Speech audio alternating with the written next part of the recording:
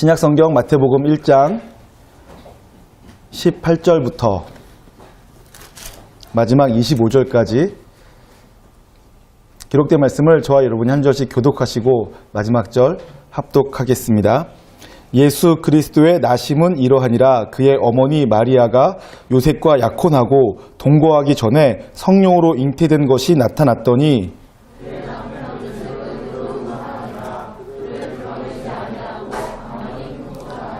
이 일을 생각할 때에 주의 사자가 현몽하여 이르되 다윗의 자손 요셉아, 내 아내 마리아 데려오기를 무서워하지 말라. 그에게 잉태된 자는 성령으로 된 것이라.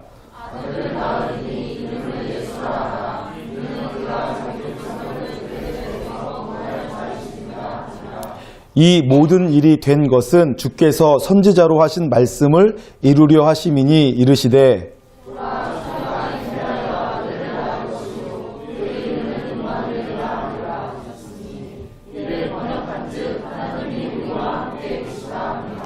요셉이 잠에서 깨어 일어나 주의 사자의 분부대로 행하여 그의 아내를 데려왔으나 아들을 낳기까지 동참하지 아니하더니 낳음의 이름을 예수라 하니라. 아멘. 네, 여러분 주님의 이름으로 사랑합니다. 옆 사람과도 그렇게 인사할까요? 주님의 이름으로 사랑합니다 하고요. 네. 오늘 성탄절이니까 성탄절 인사도 한 번씩 할까요? 옆 사람하고 메리 크리스마스. 네, 눈을 마주 보면서 눈빛이 교환되셔야 돼요. 네, 메리 크리스마스입니다. 오늘 우리가 읽은 성경 말씀을 중심으로 함께 예수님의 나심에 대한 기록인데, 이 기록을 통하여서 오늘 우리는 아브라함의 믿음에 대해서 살펴보려고 합니다. 우리가 지난주에 시간이 좀 짧아서 제가 막 급하게 설명하고 지나갔었는데, 아브라함의 믿음이 정말 중요한 믿음이에요. 하나님께서 그것을 그에게 의로 여기셨다라고 하셨는데, 하나님께서 의로 여기시는 그것이 아브라함의 믿음이에요. 그 믿음은 어떤 믿음이었냐 하면 바랄 수 없는 중에 바라는 믿음이었죠. 오늘은 그 바랄 수 없는 중에 바라는 믿음에 대한 내용을 함께 나눌 것인데, 본문은 오늘 마태복음입니다. 마태복음 1장에서도 그 바랄 수 없는 중에 바라는 믿음의 내용이 너무나 잘 나와 있기 때문에 그렇습니다. 함께 그 은혜 나누고자 합니다. 요즘에 제가 읽고 있는 책이 있어요. 띄엄띄엄 읽고 있지만 대통령의 말하기라는 제목의 책으로 강원국이라는 분이 쓰신 책인데, 요즘 그분이 아주 핫해지셨어요. 그분은 김대중 대통령 시절에 연설 행정관이셨고, 그랬다가 그 후 노무현 대통령 때에는 연설 비서관이 되어서 모든 이제 연설문들을 쓰고 했던 분이신 거죠. 그래서 그분은 말하자면 우리 생각에는, 야, 그러면 그렇게 말 잘하는 노무현 대통령과 김대중 대통령의 연설 담당 비서였으니까 글 참 잘 쓰겠다, 말 참 잘하겠다 하는데, 어쨌든 그분은 본인은 글 잘 못 쓰고 그냥 받아 적기만 잘했다, 이렇게 표현하는 겸손한 분이세요. 그런데 그분 책은 재밌더라고요. 제가 재밌게 읽고 있는 중인데, 그분의 글 중에서 이러한 내용이 있어요. 좋은 글이는 어떤 글이냐? 사람들이 듣고 싶어하는 것을 쓰는 게 좋은 글이다.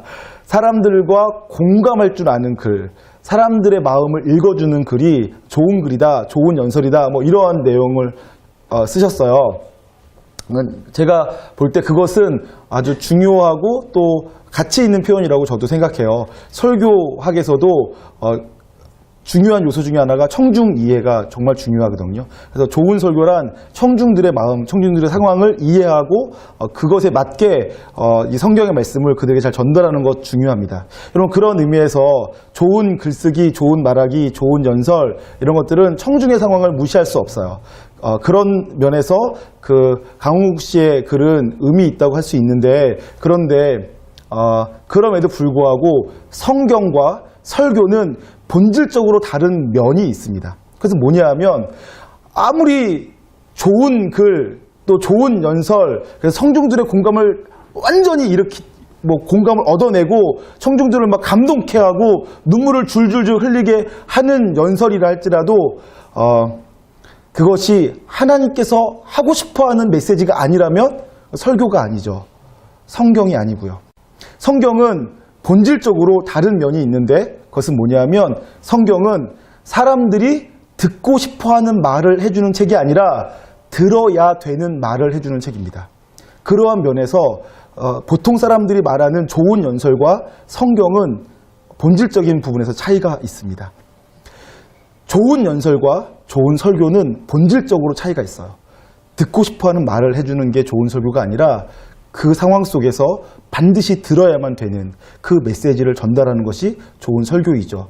그 설교가 청중들의 마음을 아프게 하고 듣고 싶지 않게 거절하게 만든다 할지라도 그 상황 속에서 전달되어야만 하는 하나님의 메시지라면 반드시 전해야만 되는 것이 설교입니다.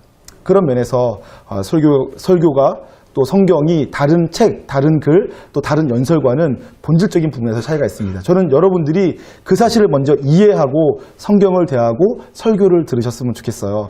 내가 듣고 싶어하는 말을 듣겠다가 아니라 내가 들어야만 하는 말을 듣겠다. 내가 읽고 싶어하는 글을 읽기보다는 내가 읽어야만 하는 글을 읽겠다. 하나님께서는 나를 사랑하시지만 내 귀에 달콤한 말씀해 주시는 분이 아니시라 나를 살려내기 위해서 내게 쓴소리도 하시는 분이시고 꼭 우리에게 필요한 말씀을 하시는 분이시다라는 것을 믿고 성경을 대하셔서 내가 듣고 싶어하는 말, 내가 적용하고 싶어하는 내용만 적용하는 것이 아니라 내가 듣고 싶어하지 않던 말, 내가 피하고 싶은 성경 구절이라 할지라도 그 말씀에 정직하게 반응할 줄 아는 저 여러분 되셨으면 좋겠습니다. 오늘 그런 차원에서 오늘 본문을 볼 때 오늘 성경 본문에 제일 먼저 등장하는 것이 예수 그리스도의 나심은 이러하니라 하니라라고 나와 있어요. 그러니까 지금 성경에서 마태복음에서 예수님의 족보 이야기를 쭉 하신 다음에 족보가 끝나자마자 예수 그리스도의 나심은 이러하니라라고 하면서 예수님의 나심에 대해서 앞으로 설명하겠다라고 기록되어 있는 거죠. 여러분 그 얘기는 무엇입니까? 지금 성경이 예수님의 나심에 대해서 우리들에게 알려주고 싶어 한다는 거예요. 성경이 여러분에게 예수 그리스도의 나심에 대해서 알려주고 싶어 해요. 어떤 내용을 알려주고 싶어 하냐 봤더니 그 예수님이 마리아의 몸을 통해서 이 땅에 오셨다라는 것을 알려주고 싶어 해요. 두 번째로 마리아의 몸을 입고 태어났지만 그 예수님은 성령으로 잉태되신 분이다 라는 것을 또 알려주고 싶어 하는 거죠. 그래서 그 두 가지를 알려주려고 예수 그리스도의 나심은 이러하니라 하면서 예수님의 나심이 분명한데 그것을 너희가 알아야 되는데 그런데 그분은 마리아의 몸을 통해서 오신 진짜 사람이다. 진짜 사람이라는 것을 우리에게 강조해서 알려주고 있어요. 아기의 몸을 입고 나셨고 나서는 강보에 쌓여서 말 구유에 누이신 아기 진짜 사람이셨다라는 것을 우리에게 알려주고 싶어 한다는 거죠. 그런데 그 아기 예수는 진짜 사람이긴 하지만 그런데 요셉의 아들은 아니고 성령으로 잉태되신 분이시다라는 것을 성경이 알려주고 싶어 한다고요. 그래서 족보가 끝난 다음에 예수 그리스도의 나심은 이러하니라 라고 한 다음에 그 사실 우리에게는 그냥 주일학교 때부터 들어왔고 연극으로 보였고 뭐 그 그림책 그 그림 일러스트로 되어 있는 그 내용이지만 성경은 그 내용이 너무너무 중요하기 때문에 우리에게 명확하게 알려주고 있는 거예요. 어떻게 알려주고 있는지 성경을 다시 한번 읽어보겠습니다. 18절입니다. 18절 같이 읽겠습니다. 시작. 예수 그리스도의 나심은 이러하니라 그의 어머니 마리아가 요셉과 약혼하고 동거하기 전에 성령으로 잉태된 것이 나타났더니 네, 이렇게 되어 있죠. 결국에는 마리아의 몸을 통해서 예수님이 나시는 것 아니겠습니까? 여러분 이것이 성경이 우리에게 알려주고 싶어하는 예수 그리스도의 나심에 대한 정보입니다. 근데 이 정보는 너무너무 중요한 정보예요. 두 가지라고 했죠. 예수님은 하나님이신데 진짜 사람이시다라는 거예요. 이미 아시는 분은 아시고 또 어떤 분들은 그래서 진부하게 느낄 수 있지만 혹시 모르시는 분들을 위해서 이 내용이 왜 중요한지를 다시 한번 설명하겠습니다. 여러분 초대교회 당시에는 예수님을 믿는 사람들 가운데 헬라 철학이나 혹은 그 당시의 사상에 물들어 있는 사람들이 예수님에 대해서 오해하기 시작했어요. 그러니까 예수님을 믿으면 구원받는다는 것은 내가 알겠는데 근데 그 예수님을 하나님이라고 부르는 것은 좀 이상하다라고 생각하는 사람도 있었다는 얘기예요. 그들은 어떻게 생각했냐 하면 그 당시 초대교회 당시 이단 중에서 어떤 사람도 있었냐 하면 예수님은 본래 진짜 마리아의 몸에서 태어난 진짜 사람, 나사렛 사람, 목수의 아들이었는데 그가 하나님의 마음을 너무 기쁘시게 드리는 복된 사역을 했기 때문에 하나님께서 그를 하나님의 자리로 승격시키신 것이다 라는 이단이 있었다고요. 그러니까 진짜 사람인데 근데 그 사람을 마치 공자나 석가모니나 그렇게 위대한 성인으로 이해해서 예수님의 사역이 너무 위대하니까 그분을 하나님으로 승격시켜 주셨다. 하나님처럼 대우해 준다 라는 이단이 있었다고요. 그들은 예수님을 하나님으로 믿는 것이 아니라 위대한 사람으로 믿고 그 위대한 사람의 가르침을 따라서 살겠다라는 그리스도인이었어요. 이단이죠. 그런가 하면 이런 이단도 있었어요. 예수님은 진짜 하나님이신데 어떻게 하나님이 사람이 돼? 진짜 하나님이신데 그분이 사람의 모습처럼 우리 눈에 보였을 뿐이야. 가현설이라고 불러요. 그래서 그분은 진짜 사람은 아니었고 사람처럼 보이는 분. 그래서 우리에게는 사람으로 느껴졌지만 실제 사람은 아니었어 라고 가르치는 이단이었어요. 그 두 이단이 마태복음 기록될 당시 혹은 마태복음 이후에 나타나기 시작했어요. 사람들을 혼란케 했죠. 왜냐하면 헬라 철학에서는 여러분 아시잖아요. 진짜 실제 세계가 있고 그다음에 현실 세계가 있는데 현실 세계는 가짜고 우리 눈에 보이지 않는 진짜 세계가 따로 있다. 이러한 플라톤의 그러한 사상들, 이원론이 있었잖아요. 그래서 진짜 하나님이 더럽고 불결한 사람의 몸을 입고 온다라는 것은 말이 안 된다고 생각을 했어요. 헬라 철학의 기준으로 본다면, 이원론의 기준으로 본다면. 그래서 예수님이 진짜 하나님이시면서 진짜 사람이라는 것을 사람들이 받아들이기가 어려운 거였죠.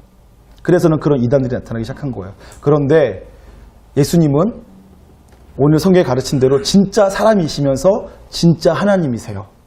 그리고 만약에 진짜로 그래야지만 하나님이 그렇게 우리 가운데 인간으로 오셔야지만 예수님의 모든 사역이 완성되어져요.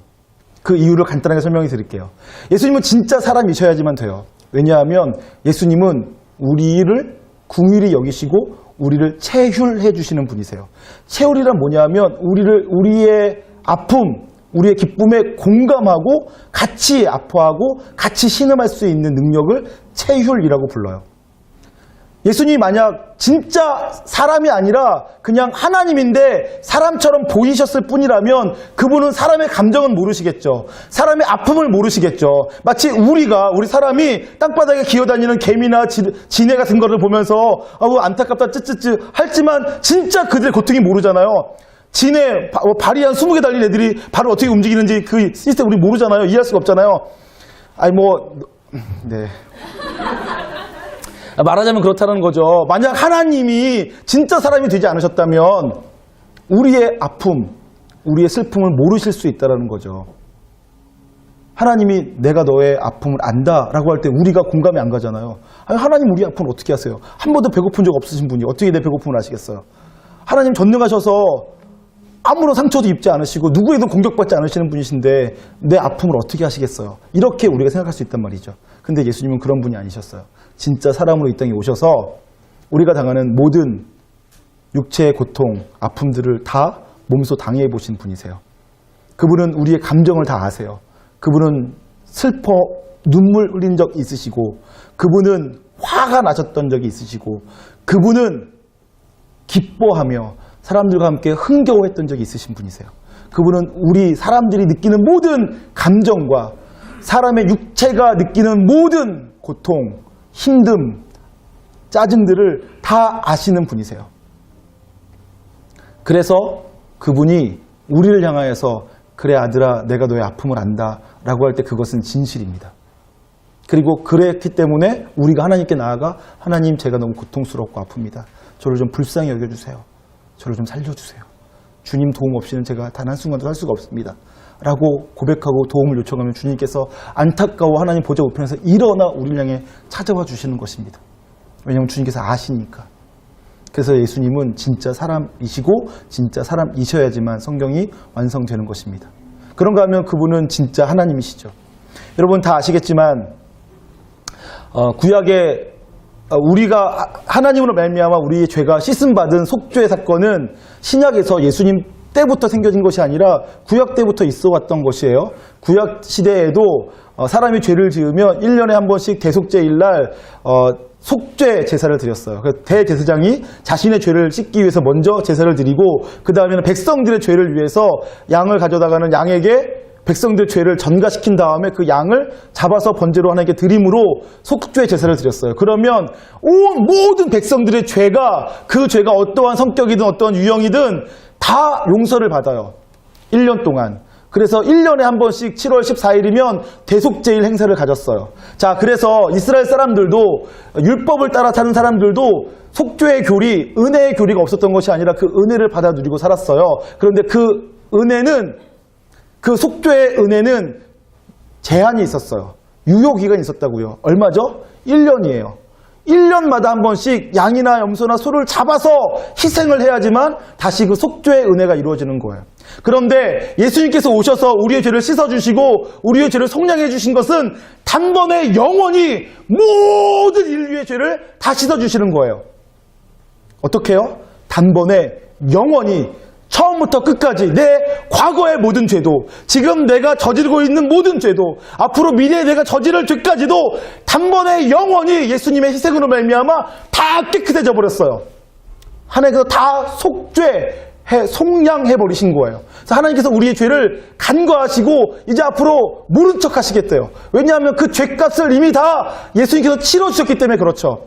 여러분, 그런데 그것이 가능하려면 양이나 염소나 소 갖다가는 안 돼요. 양이나 염소나 소는 그 효력이 1년밖에 안 된다고요. 모든 인류의 생명과 맞바꿔도 충분할 만한 가치 있는 것을 드려야지만 된다는 거죠. 한 사람으로서는 안 돼요. 예수님이 단순한 사람이셨다면 그 생명의 희생으로 모든 인류의 죄를 단번에 영원히 속죄할 수 없어요. 그런데 이 땅 가운데 인간의 몸을 입고 찾아오신 예수님은 진짜 사람이시지만 본래 하나님이세요. 그 하나님께서 우리를 대신해 죽으셨어요. 우리의 죄값을 지고 죽으셨다고요. 그것이 속량이에요. 그 예수님, 하나님이신 예수님의 가치가 양이나 염소나 소와는 비교할 수 없을 뿐만 아니라 모든 오고 오는 세대의 모든 생명과 바꿀 만한 가치가 있기 때문에 예수님의 희생은 오고 오는 모든 세대 사람들의 영원한 모든 죄에 대해서 속량하는 효력이 있게 되어지는 것입니다. 그렇기 때문에 예수님은 반드시 하나님이셔야지 됩니다. 성경은 우리에게 예수님의 나심은 이러하니라, 예수님은 마리아의 몸을 통해서 나신 참 사람이시며 동시에 성령으로 잉태된 하나님이시다 라는 것을 우리에게 알려주고 있는 것입니다. 저는 저와 여러분이 분명하게 그 사실을 믿으시길 소망합니다. 그래서 예수님이 나에게 참 하나님이시면서 동시에 내 모든 아픔을 체휼하실 수 있는 진짜 사람이셨다. 이해할 수 없어도 그렇게 내가 믿기로 결정하고 믿을 수 있는 저와 여러분 되시기를 주님의 이름으로 축원합니다. 여러분, 그런데 이 사건이 너무 중요한 이유는 이것이 바로 아브라함의 믿음이기 때문에 그래요. 여러분, 아브라함의 믿음으로 가보겠습니다. 로마서 4장입니다. 책갈 피하시고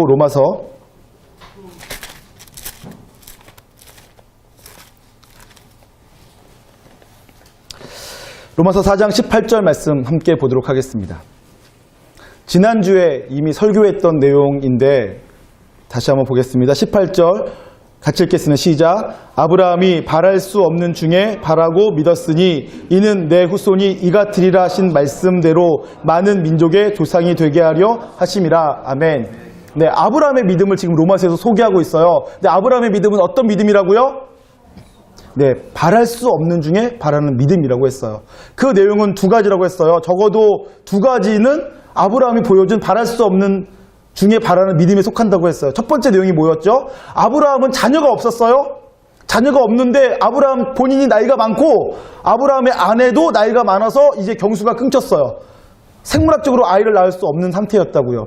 그런데 하나님께서 아브라함에게 오셔서 너의 후손이 바닷가의 모래처럼 많아지고 밤하늘의 별처럼 많아질 것이다. 그것을 믿어라 라고 했더니 아브라함이 불가능한데 인간적으로 볼 때는 불가능해요. 그런데 아브라함이 그렇게 내게 말씀하신 분이 하나님이시니 내가 믿겠다 하고 믿어버린 거예요. 자기 경험으로, 자기 상식으로는 불가능해요. 자기가 아이를 낳을 수가 없어. 그런데도 하나님께서 네가 아들을 낳을 것이다. 너의 후손이 밤하늘의 별처럼 바닷가의 모래처럼 많을 것이다. 라고 했더니 아브라함이 말도 안 되는데 그렇게 말씀하신 분, 내게는 말도 안 되지만 그 말도 안 되는 말씀을 하신 분이 하나님이니까 내가 믿겠다 하고 믿었다고요. 그랬더니 하나님께서 그것을 그에게 의로 여기셨대요. 두 번째 내용이 있죠. 적어도 아브라함이 바랄 수 없는 중에 말했던 믿음의 내용 두 번째가 있어요. 그것은 뭐냐 하면 그렇게 해서 결국 하나님께서 아브라함 믿음대로 아들을 낳았어요. 이삭이죠. 그 이삭을 잘 키우고 있는데 하나님께서 그 독자 이삭을 모리아산의 제물로 바치라 라고 말씀하신 거예요. 말도 안 되죠. 어떻게 생명을 제물로 바쳐요. 제물로 바친다라는 거, 번제로 드린다는 것 어떤 의미를 갖고 있는지 아세요? 양을 번제로 드릴 때는요, 양을 데려다가는 모기를 따요. 피를 뽑는 거예요. 그 다음에 배를 갈라요. 내장을 꺼집어내요. 그 다음에 각을 뜬다고 하는데 뼈 마디마디를 잘라요. 불태우기 쉽게. 뼈 마디마디를 자른 다음에 불타는 제단 위에 올려서 다 태워버리는 것. 그것이 번제예요. 근데 이삭을, 자기 아들 독자 이삭을 번제로 드리래요? 그러면 뭐 한다는 얘기예요? 이삭의 목을 째서 피를 빼고 배를 갈라서 내장을 끄집어내고 각을 뜬다는 얘기예요. 뼈 마디마디를 자른다는 얘기예요. 그래서 하나님이 번제로 어떻게 가능하냐고요. 그런데 아브라함은 하나님께서 독자 이삭을 내가 지시할 땅으로 가서 번제로 드리라 했더니 아브라함이 네 그러겠습니다 하고서는 아침 일찍 일어나 새벽같이 일어나 데리고 가서 모리아산으로 가는 거. 3일길을 가요. 3일길을 가서는 거기서 이삭을 나무를 쌓아놓은 제단 위에다가 묶어놔요. 칼을 끄집었어요. 내려치려고 해요. 하나님께서 막으셨지만 아브라함은 진짜로 아들을 제물로 드리려고 했다고요. 그런데 성경은 그렇게 하는 아브라함의 믿음을 어떻게 말하냐 하면 아브라함은 죽은 자를 살리시고 없는 것을 있는 것처럼 하실 수 있는 분이시다 라는 것을 믿고 했다라는 거예요. 그러니까 아브라함이 이삭을 사랑하지 않아서가 아니고 이삭을 하나님께 드리는 데 있어서 두렵거나 무섭거나 고통이 없었던 것이 아니라 두렵고 무섭고 힘들고 어려웠지만 아브라함이 믿었다고요. 내게 나로서는 할 수 없는 그 일을 시키신 분이 하나님이시라면 내가 따르겠다. 왜냐하면 하나님은 죽은 자를 살리시고 없는 것을 있는 것처럼 하실 수 있는 분이시니까 내가 그 하나님을 믿고 하나님 말씀대로 순종하겠다. 결단하고 한 것이라고요. 그것을 보고 하나님께서 이제야 내 믿음을 내가 확인했다라고 말씀하세요. 아브라함이 하나님 말씀을 믿기로 결정했을 때, 아들을 주겠다는 것을 믿기로 결정했을 때 의롭다고 하시고 아브라함을 바치기로 했을 때 이제 너의 믿음을 내가 확인했다. 이렇게 하나님 말씀해 주시는 거죠. 그것이 아브라함에게 있는 바랄 수 없는 중에 바라는 믿음이었어요. 여러분, 저는 여러분들도 그러한 믿음 가지시길 소망합니다. 여러분, 로마 4장에서 이러한 아브라함의 믿음을 소개한 이유 알고 계시죠? 제가 설명은 드렸어요. 기억하셨으면 좋겠는데 유대인들은 아브라함의 후손 되기를 원했어요. 그래서 아들을 낳으면 할례를 행하며 이 아들은 아브라함의 후손이고 이 할례는 아브라함의 후손이라는 증표다라고 한 거죠. 근데 왜 그들이 아브라함의 후손 되기를 바랬습니까? 아브라함의 후손 돼야지 아브라함에게 주신 약속의 축복이 그들에게 전수되니까. 하나님께서 아브라함과 언약을 맺으셨어요. 그리고 그 언약의 내용이 뭐냐면 너의 후손에게 온 땅을 상속하겠다라고 약속해 주신 거예요. 그러니까 이스라엘 사람들은 다 함께 우리는 아브라함의 후손이다. 그리고 나는 아브라함의 후손이 되겠다라고 한 거예요. 그리고 아브라함의 후손 되어지는 방법이 난지 8일 만에 할례를 행하는 거였죠. 그러니까 누구든지 난지 8일이 되면 남자는 다 할례를 행해야 돼요. 이방인이었다가 이스라엘 사람이 되려면 나이가 들어서도 할례를 행해야지 돼요. 그래야지 언약 백성이 되는 거예요. 그런데 바울은 다른 말을 하고 있는 거예요. 이방인들에게, 로마교회 성도들에게 다른 것을 가르쳐줘요. 뭐냐 하면 유대인들은 다 아브라함의 후손 되려고 하고 그다음에 이방인들에게도 아브라함의 후손 되라고 가르쳐주고 있는데 너희들 아브라함의 후손 될 필요 없다. 너희들 아브라함처럼 되라 라고 가르쳐준 거라고요. 아브라함의 후손 돼서 아브라함에게 주신 언약 받아내려고 하지 말고 아브라함처럼 돼버려라. 아브라함 같은 믿음 가지고 아브라함이 믿음으로 의롭게 된 것처럼 너희도 그냥 믿음으로 의롭게 돼버려라. 너희들 모두가 다 아브라함 되면 되지 않냐. 왜 굳이 아브라함의 후손 되려고 하냐. 그렇게 가르쳐주고 있는 거라고요. 그러니까 너희들에게도 바랄 수 없는 중에 바라는 그 믿음이 있다면 너희들 모두가 아브라함처럼 된다. 그러면서 아브라함의 믿음의 후손, 아브라함과 같은 믿음을 가진 사람으로서의 후손들이 되는 거다. 육체의 후손이 아니라. 그렇게 가르쳐주고 있는 거죠. 그래서 로마서 4장 22절, 3절, 4절에 이렇게 나와 있습니다. 그러므로 그것이 그에게 의로 여겨졌느니라. 아브라함이 바랄 수 없는 중에 바라는 그것이 의로 여겨졌다는 거죠. 그에게 의로 여겨졌다 기록된 것은 아브라함만 위한 것이 아니요 의로 여기심을 받을 우리도 위함이니 곧 예수 우리 주를 죽은 자 가운데 살리신 이를 믿는 자니라. 지금 성경에 그렇게 쓰여 있죠. 아브라함에게 믿음으로 의롭게 되어진 사건이 생겨진 것은 아브라함만 위한 것이 아니라 우리도 위한 것이다. 우리도 그러니까 아브라함처럼 살면 아브라함과 같은 복을 받게 되는 것이다. 아브라함처럼 하나님의 언약 백성 되는 것이다. 라는 것을 가르쳐주고 있는 거라는 얘기죠. 그럼 저와 여러분이 아브라함과 같은 믿음 갖게 되어지기를 소망합니다. 여러분, 그런데 아브라함과 같은 믿음 가지라고 하니까 혹시 여러분들 중에서 두렵고 떨림으로 불가능한 일을 시키시는 건 아닌가, 아들 낳으면 아들 달라고 하시는 건 아닌가, 뭐 이렇게 생각하실까봐 제가 알려드리는데, 사실 여러분들은 지금 다 예수 그리스도를 믿고 있는 여러분들은 다 아브라함과 같은 믿음을 갖고 계신 분들이세요. 제가 왜 그런지 지금부터 증명할 텐데, 여러분들도 모르는 사이에 여러분들은 아브라함의 믿음을 갖고 계신데, 그 내용 첫 번째가 우리가 아까 읽었던 마태복음에 나와 있습니다. 여러분들은 지금 뭘 믿고 계시냐 하면 예수 그리스도는 동정녀의 몸을 통해서 이 땅에 태어나신 사람이라는 것을 믿고 있는 거예요. 아무도 안 놀라시나요? 여러분, 놀라운 사실이에요. 과학적으로 생물학적으로 불가능한 일을 여러분들 믿고 계시다고요.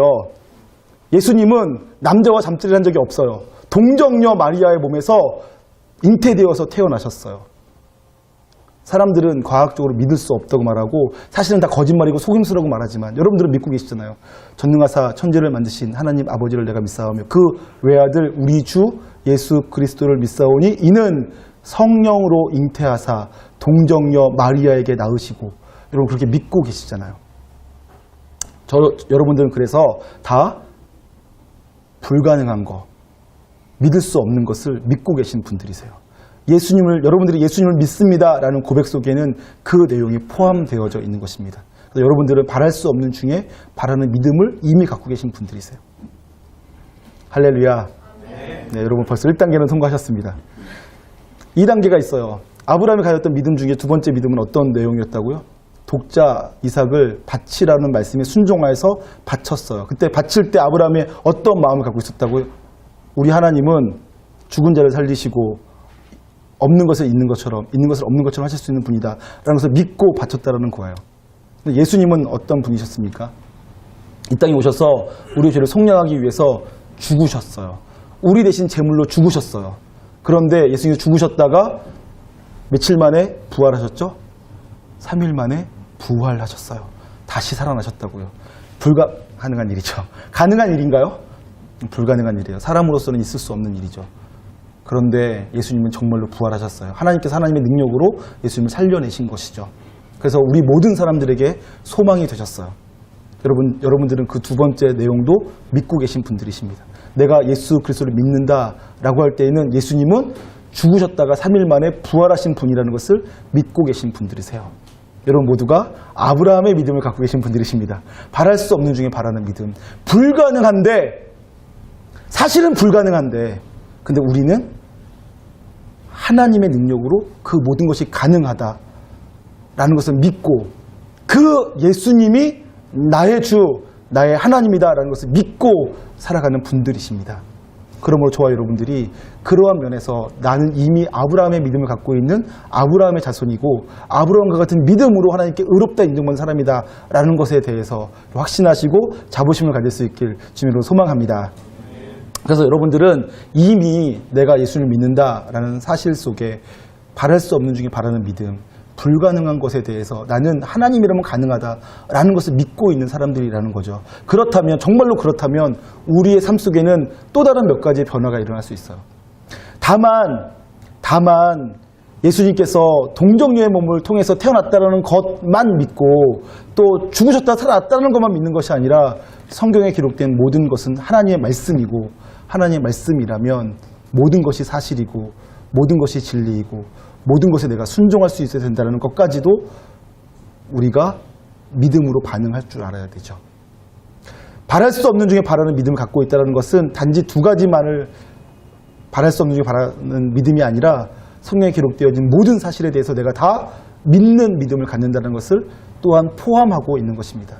하나님께서 천지 만물을 창조하시고 보이는 것뿐만 아니라 보이지 않는 모든 것까지도 다 창조하신 하나님, 그리고 이 땅의 주인 되시고 이 땅을 다스리시는 분이시고 내 가장 작은 신음에도 응답하시는 하나님이라는 것을 저와 여러분이 믿으실 수 있기를 소망합니다. 그것이 성경의 가르침이라면 그 성경의 가르침을 따라 살 줄 아는 저와 여러분 되시기를 소망하는 것입니다. 자, 여러분 다시 마태복음 한번 가보시겠습니까? 책갈피 하셨던 마태복음에 가면 그 바랄 수 없는 중에 바라는 믿음에 대해서 반응하였던 요셉에 대해서 다시 성경이 주목하고 있습니다. 예수님의 나심은 이러하니라 라고 한 다음에 바로 곧바로 이어서 그의 육신의 아버지 될 요셉에 대해서 소개하고 있는데 그 요셉이 보여준 것이 바로 아브라함의 믿음과 같은 믿음이었어요. 근데 요셉에 대해서 설명하기를 제일 먼저는 요셉은 의로운 사람이라 가만히 끊고자 하였다라고 되어 있어요. 여러분 여기서 보니까 요셉이 의로운 사람이래요. 그래서는 가만히 끊고자 하였다고 했는데 무슨 말이냐 하면 그 당시는 오늘날과 좀 상황이 달라서 오늘날에는 결혼하기 전에 뭐 임신을 해도 뭐 그냥 격려 차원에서 잘했다, 뭐 행복하게 잘 살면 되지 하면서 막 다 받아주는 분위기예요. 그런데 이 당시는 그렇지 않았어요. 2000년 전에는 약혼은 했는데 결혼 전에 외간 남자랑 뭐 나가서 바람 피고 임신하고 왔다. 그러면 그 사실을 드러내는 순간 돌 맞아 죽는 상황, 돌을 던져서 죽였어요. 그러면서 그것을 권선징악으로 여겼던 거죠. 악을 징계해서 다시는 이런 일이 벌어지지 않게 만들겠다. 그래서 우리가 사는 공동체 안에 그런 악을 끊어버리겠다라는 의욕으로 죄를 지은 사람에 대해서 냉혹하게 처단했어요. 물론 잘한 사람은 칭찬해 줬죠. 권선징악을 통해서 의를 이루어가는 사회였어요.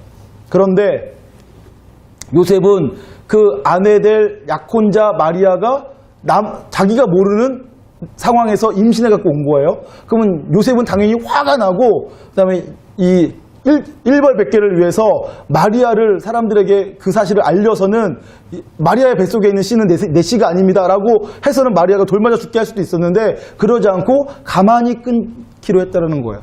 아무에게도 소문내지 않고 그냥 헤어지기로 했다는 거죠. 그런데 그것을 성경은 의롭다라고 표현해요. 여러분 본래 우리가 알고 있는 의란 공의잖아요. 그래서 죄는 죄대로 처벌하고 잘한 건 잘했다고 칭찬해 주는 것이 의인데 요셉은 그러지 않았다고요. 요셉은 의로운 사람인데 가만히 끊어서 자기도 다른 남자와 잠잤다고 의심되어지는 마리아와 결혼하지 않을 뿐만 아니라 않지만 마리아도 더 이상 손해보진 않게 만들어주는 것. 말하자면 함께 자유되어 있는 법, 최선을 찾아서 움직였다는 거예요. 그런데 그것을 성경은 의라고 얘기하고 있다는 거죠. 여러분 그런데 성경에서 말하는 의는 종종 이런 성격을 띠고 있어요. 복음에는 하나님의 의가 나타나서 믿음에서 믿음으로 믿음에 이르게 하나니라고 기록되어 있죠. 복음에 하나님의 의가 나타나 있대요. 그래서 복음을 로마서 설명할 때 어떻게 설명합니까? 하나님께서는 의로우시고 거룩하신 분이기 때문에 죄와 함께할 수 없어요. 그런데 사람은 죄를 지어서 하나님께 가까워질 수가 없었고 하나님께 다가갈 수가 없었죠. 근데 하나님은 사람을 사랑하셔요. 그래서 사람이 죄 때문에 파멸과 고통 가운데 죽어가는 것을 두고 볼 수 없으셨어요. 사람을 살려내기를 원하세요. 사랑하니까. 그런데 사람은 죄이기 때문에 그냥 살려낼 수는 없어요. 그것이 하나님의 딜레마라고 했죠. 그래서 하나님께서는 어떻게 하셨다고요?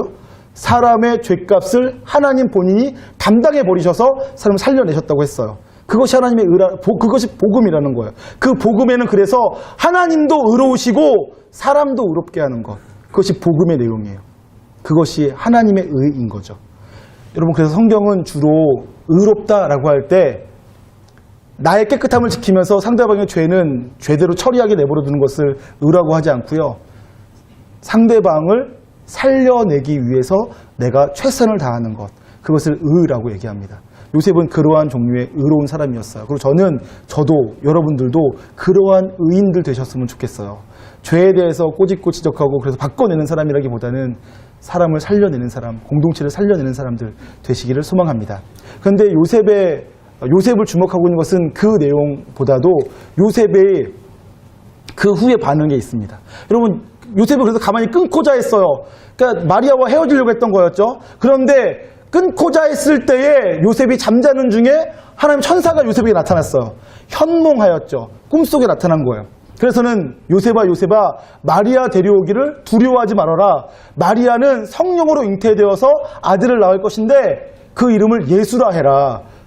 이는 저가 자기 백성을 그들의 죄에서 구원할 자가 되기 때문에 그렇다 라고 하면서 마리아의 몸에서 태어날 사람이 하나님의 아들, 그토록 기대던 메시아라는 것을 알려준 거예요.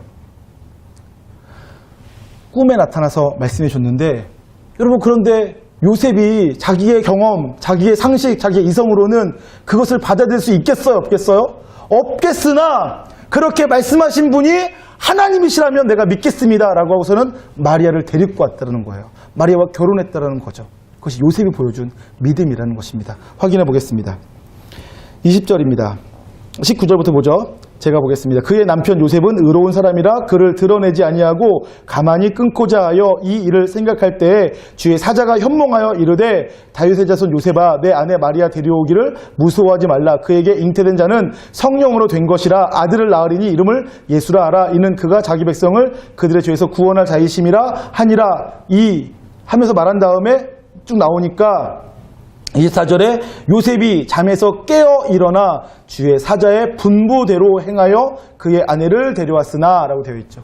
요셉이 자기는 마리아와 동침한 적이 없어요. 근데 마리아가 약혼자임에도 불구하고 배가 불러서 잉태해서 온 거예요.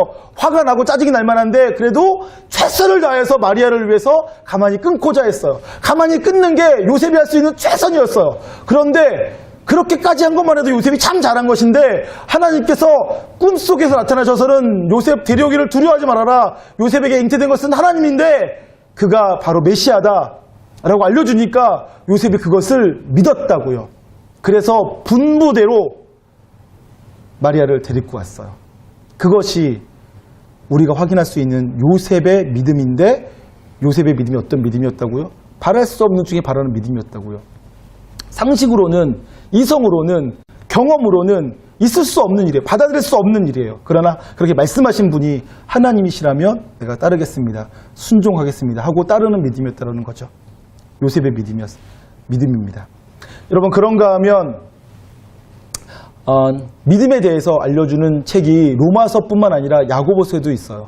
야고보서에서도 믿음에 대해서 알려주고 있습니다. 근데 야고보서에서는 어떠한 믿음에 대해서 알려주고 있습니까? 여러분들이 아실 거라고 생각하는데 야고보서는 이렇게 외치고 있습니다. 행함이 없는 믿음은 죽은 믿음이니 행함으로 너의 믿음을 증거해라 라고 알려주고 있어요. 믿음이 있노라 하고서는 행동하지 않는다면 그것은 가짜 믿음이거나 죽어버린 믿음이다. 믿음은 반드시 행함으로 드러나게 되어 있다. 너의 말 속에 그 믿음이 드러나게 되어 있고 너의 행동, 태도 속에 그 믿음이 드러나게 되어 있다. 그렇게 가르쳐주는 것이 야고보서의 가르침입니다. 근데 그것은 우리에게 그러니까 행동해라 라고 말하고 있는 것이 아니고요. 뒤집어 말하면 우리의 행동은 우리 속에서 나오는 건데 너희 속에 믿음이 있다면 그렇게 행동하게 될 것이다. 만약에 너가 그렇게 행동하지 못한다면 너의 믿음을 점검해라. 이렇게 알려주는 책이 야고보서라고 할 수 있겠죠. 그러니까 여러분 안에 진짜 믿음이 있다면 믿음의 말이 나와요. 지난번에 제가 저희 아들 통해서 말씀드렸잖아요. 감출 수 없는 것 두 가지 있다고 했어요. 재채기와 사랑은 감출 수 없대요. 그럼 믿음도 감출 수 없죠. 우리 속에 있는 것을 감출 수 없어요. 사랑하면 사랑하기 때문에 그것이 티가 나게 되어 있어요. 믿으면 믿기 때문에 믿는다는 티가 나게 되어 있어요. 행동으로 나타나게 되어 있다는 얘기죠. 여러분, 그런데 그래서 야고보서는 우리에게 정말로 믿는다면 행동으로 보여주어라 그렇게 알려주고 있는데 요셉은 어땠습니까? 요셉은 그것을 즉각 순종함으로 보여주었죠. 확인해 보겠습니다. 다시 24절과 25절. 요셉이 잠에서 깨어 일어나 주의 사자의 분부대로 행하여 그의 아내를 데려왔으나 아들을 낳기까지 동침하지 아니하더니 낳음의 이름을 예수라 하니라. 천사가 꿈에 나타나서 일러준 그대로 순종합니다. 곧바로 순종합니다. 그것이 요셉이 보여준 믿음, 아브라함과 방불할 만한 믿음이라고 할 수 있는 것입니다. 저는 성경이 우리에게 이것을 알려주고 있다는 것에 주목하셨으면 좋겠어요. 성경이 우리에게 이것을 보여서 밝히 알려주고 있어요. 예수님의 나심에 대해서. 예수님은 성령으로 잉태되어서 마리아를 통해서 나신 참 하나님이시면서 참 사람이라는 것을, 그리고 적어도 그의 어머니 마리아와 요셉은 그것에 대해서 믿었다. 그리고 요셉의 믿음은 아브라함과 같은 바랄 수 없는 중에 바라는 믿음이었다라는 것을 우리에게 알려주면서 너희도 그러한 믿음 가져라 라고 알려주고 있습니다. 저와 여러분이 예수님을 믿는다는 것은 이미 예수님이 예수님이 마리아의 몸을 통해서 태어나신 분이라는 것을 믿는 것이고, 그래도 불구하고 하나님이라는 것을 믿는 것이고, 또 예수님은 죽으셨다가 3일 만에 부활하셨다는 것을 믿는 믿음이라고 제가 말씀드렸어요. 여러분들은 그런 믿음 갖고 계신 거예요. 여러분, 저는 여러분들이 거기서 멈추지 않고 더 나아가 그 내용뿐만 아니라 성경에 기록되어진 모든 말씀에 대해서 내가 믿기로 결단하고, 그것이 하나님의 말씀이라면 내 이성, 내 경험, 내 상식을 뛰어넘어 내가 받아들이고 납득하기 힘든다 할지라도 하나님의 말씀이기 때문에 손해가 날지라도 순종해 보기로 결정하고, 그러한 순종을 통해서 하나님의 일하심을 경험할 줄 아는 저와 여러분 되시기를 주님의 이름으로 축복합니다. 때로는 하나님의 응답이 더디 느껴질 때가 있죠. 아브라함도 약속을 받고 나서 한참 동안 그 약속이 이루어지는 것을 보지 못한 채 있었어요. 그러나 아브라함은 믿음이 흔들리지 아니하였죠. 그것이 진짜 믿음입니다. 저와 여러분이 성경이 하나님 말씀이라는 것을 믿는다면 그 믿음대로 행동하고, 그 믿음대로 결단하고, 그 믿음의 순종함으로 하나님의 일을 볼 수 있는 자가 되셔야 되는 줄 믿습니다. 그렇게 사시기를 주님의 이름으로 축복합니다. 우리 함께 찬송하길 원하는데요. 주님 말씀하시면 이라는 찬양이 있어요. 오래전 나온 찬양이긴 하지만 가사가 되게 직설적이죠. 주님 말씀하시면 내가 나아가겠습니다. 주님 뜻이 아니면 내가 멈춰서겠습니다. 가라시면 가겠고 멈추라 멈추겠다. 그 모든 것을 내가 하고 싶은 대로 하는 것이 아니라 주님 뜻에 맡기겠다. 주께 순종해서 그렇게 하겠다. 그렇게 고백하고 있는 찬양인데, 자신 없으면 고백하지 마시고 기도하세요. 근데 내가 정말로 그렇게 되기를 소망한다. 그렇게 내가 하고 있지는 못해도 그렇게 하고 싶다. 그렇게 하는 인생이 되고 싶다. 그러면 그렇게 고백하며 주의 도우심을 구하시는 저와 여러분 되셨으면 좋겠습니다. 함께 찬양하겠습니다. 주님 말씀하시면 내가 나아가리라. 주님 뜻이 아니면 내가 멈춰서리라. 나의 가고 서는 것 주님 뜻에 있으니, 오 주님 나를 이끄소. 주님 말씀하시면 내가 나아가리라. 주님 말씀하시면 내가 나아가리라. 주님의 뜻이 아니라면 주님 뜻이 아니면 내가 멈춰서겠습니다. 내가 가고 서는 것은 주님의 뜻에 있습니다. 그래서 주님만 나를 이끄소서.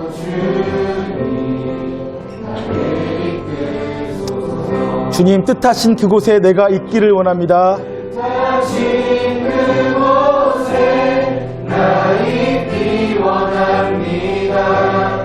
이끄시는 대로 순종하며 살리. 연약한 내 영혼을 통하여 일하여 주소서. 내 영혼 통하여 일하소서. 주님 나라와 그 뜻을 위하여 뜻하신 그곳에 나 있기를 원합니다. 뜻하신 그곳에 나 있기 원합니다. 이끄시는 대로 저는 순종하겠습니다. 그러니 연약한 내 영혼을 통해서라도 주님 일하여 주십시오. 주님 나라와 그 뜻을 위하여. 오 주님 나를 이끌어 주소서.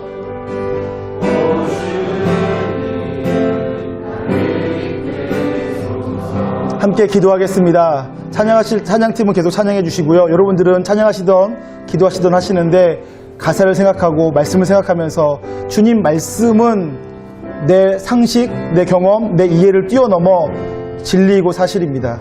내 제한되고 연약한 생각으로 하나님을 재단하며 내 맘대로, 내 뜻대로, 내 방식대로 살려고 하지 않고 하나님 뜻대로 살기를 원합니다.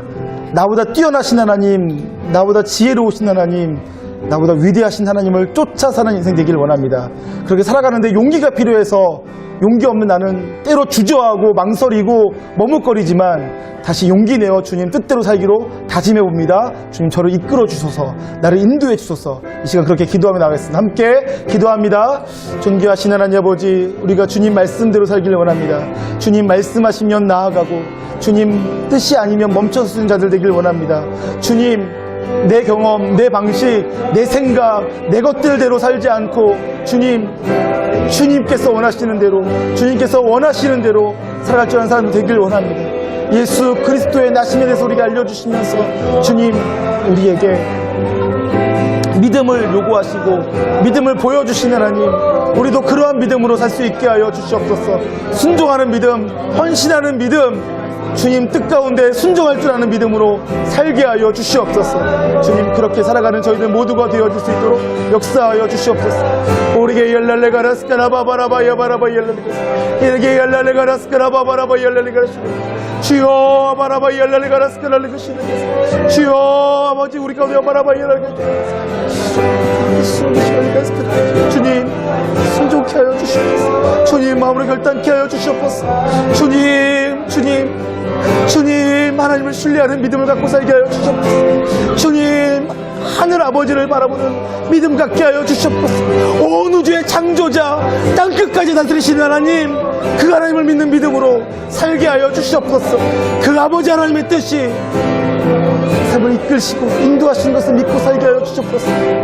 내 삶을 초월하 역사하시는 하나님, 내 경험 너머에 계신 하나님, 내 이성으로 제대할 수 없는 하나님, 그 하나님을 믿고 따르고 순종하며 그 하나님 앞에 살아갈 줄 아는 저들 모두가 되게 하여 주시옵소서.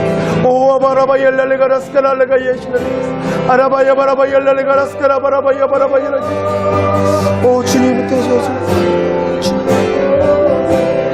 나 잊기 원합니다.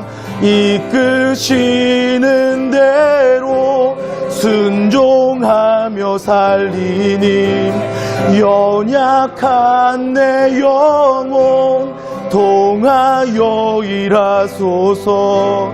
주님 나라와 그 뜻을 위하여 뜻하신 그곳에